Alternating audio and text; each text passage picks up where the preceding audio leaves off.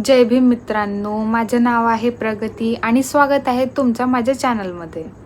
तर आज आपण बोलणार आहोत 14 एप्रिलबद्दल. जसं की सर्वांना माहीत आहे आता बाबांची जयंती येणार आहे, तर आपण सगळे लोक खूप जास्त एक्साइटेड आहोत. पण यामध्ये आपल्याला काही असे आहेत जे आपल्याला फॉलो केलं पाहिजे. जे आहे ते आपल्या समाजांचे जे लोक आहेत ज्यांना 2 टाईमचं जेवण वगैरे नाही मिळत, तुम्ही अशा लोकांना हेल्प करा. त्या लोकांना तुम्ही चांगलं म्हणजे समोर वाढवा, चांगलं शिक्षण द्या. माझं म्हणणं असं नाही आहे की आपण बाबांची जी जयंती आहे ते साजरी नाही केली पाहिजे. आपण ते खूप चांगल्या जोरशोरून साजरी केली पाहिजे. पण त्यामुळे आपण हे नाही विसरायचे की बाबाचे मेन उद्देश काय होते, बाबा आपल्याला काय सांगत होते. जे आपल्या जातीचे लोक आहेत त्यांना आपल्याला हेल्प केली पाहिजे, त्यांना समोर वाढवता येईल. बाबाचं असं म्हणणं होतं की एका माणसाच्या प्रगतीने काहीच नाही होणार जेव्हापर्यंत आपल्या पूर्ण समाजाची प्रगती नाही होणार. म्हणून त्यांच्या मार्गावर आपल्याला चालायला पाहिजे आणि आपल्या लोकांना समोर घेऊन जायला पाहिजे. जितके आपले लोक शिक्षित होतील तेवढे त्यांना समजू येईल की अभ्यासाचं महत्त्व काय आहे. म्हणून तुम्ही पुस्तके वाटप करा, लोकांना सांगा की शिक्षण किती महत्त्वाचे आहे. तसे पण आपल्या समाजामध्ये आजकाल असे कोणी आहेत नाही जे शिकले सवरलेले नाही आहेत.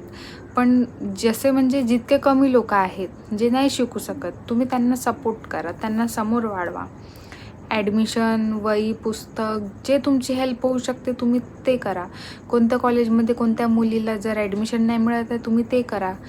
काहीही हेल्प करा, पण लोकांना समोर वाढवा, आपल्या समाजाच्या लोकांना समोर वाढवा.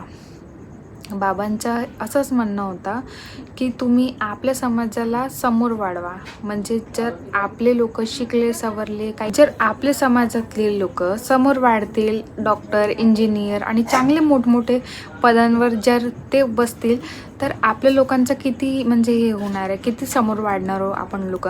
राजनीतीमध्ये पण जसे आपले लोक आहेत तेही या समोर वाढले, तसंच आपले जे मागं आहेत म्हणजे जे समोर वाढू नाही शकत तसं लोकांना पण आपल्याला समोर वाढवायचे आहे.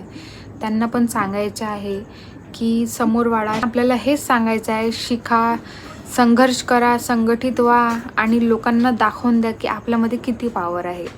आपण म्हणजे काहीही करू शकतो. जेव्हा भीमा कोरेगाव झाला होता तेव्हा फक्त 500 महार होते. त्यांनी किती म्हणजे हे काम केलं आहे की म्हणजे 500 फक्त महाराण 28,000 पेशवा होते. जेव्हा ते त्यांना नाही हे करू शकत तर मग आपण आज किती लोक आहोत. आपण तर शिकले सवरलो तर आपलंच आहे मग सगळं. आताही आपलंच आहे, आपल्या बाबांचं संविधान आहे, हा पूर्ण भारतच आपला आहे. पण काही लोक असे आहेत जे आपल्याला समोर वाढू देत नाही आहेत. तर त्यांच्याने तुम्ही थोडं वाचून राहा. वाचून राहणं म्हणजे असं आहे की उगीच कोणाला काही बोलू नका आणि जर ते बोलतात तर त्यांना सोडा नका.